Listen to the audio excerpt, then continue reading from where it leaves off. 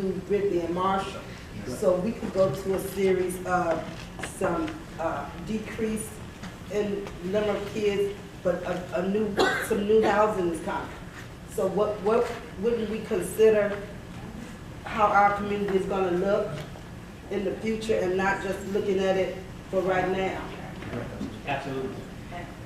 Well, if I may, that would be my comment. You need to see it in some additional context in terms of the community and what we're trying to do and what some of the other needs are.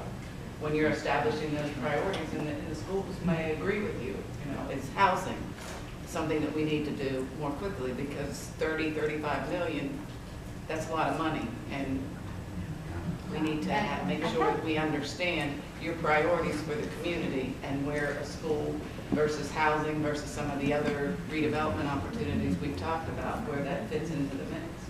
I think I have one thing to say about part of the issue. I think part of the issue is how do we come up with this money, right, the $36 million, and you don't really see it in the budget. It's accounting that we're talking about, because you don't see that the city's not going to come up with $35 million or $36 million all at one time.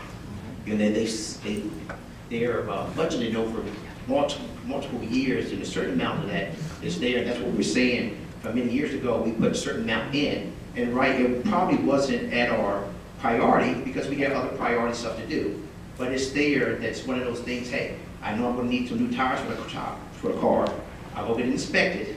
But the guy says you can drive for another 6 months, right, on that particular car. It's not a priority right now. But when the winter comes, you're going to need new tires, even though I'm going to pass your car inspection today. And that's kind of happened with the school, right? So we have this, we know we're going to need a new school. We put it in the budget. But there are some other priorities that we have to do that are always going to be up front. But doesn't mean that you can't save for this rainy day process, right? So it's never going to be a priority until the school falls down. But the thing is, we've been saying how much it was a priority now, but it was never a priority back then. So, I mean, that's what can't. That's history. You understand? So really, one of the reasons why we're here today is to have these conversations so that we all can be on the same accord. Is that correct? That's why we have these meetings. Right.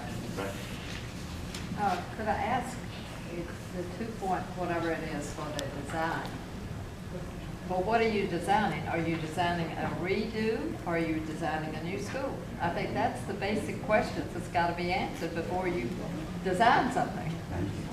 And that's that would be the first part of the study process before design happened, would be and going through a discovery statement. I mean, we did a similar process with that.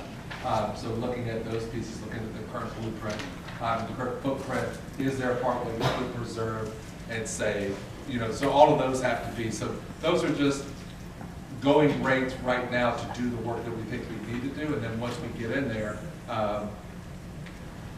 we get a better estimate of what's happening. Could it be more? Could it be less? But the current rate for middle school in the state of Virginia, with cost and so forth, is about that much money.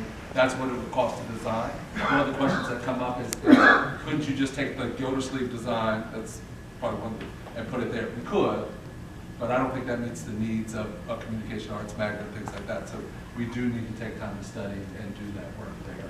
But that would come first. And look, when and where Gildersleeve was built, as opposed to, we're looking at what, 2019, 2020, it's a different situation. So, we've got to be, one of the things that Mr. Bateman, as I was jotting down some notes, all the things that he says, the common denominator is being innovative. And that is the key, a critical word, a concept that's in education now. How can we build, how can we create, what is the school situation going to look like? Because it's different than even 5 or 10 years ago. And that is, we would do a huge disservice to our children if we were not innovative and we went ahead and implemented the planning for Huntington. What is it going to look like? What's the most attractive thing to do? What are your children's needs? How are they learning in a situation and things like that? All those things have to be included in the vision for Huntington. Okay, all questions then? Thank you. One of the things I wanted to put on the table to think about for future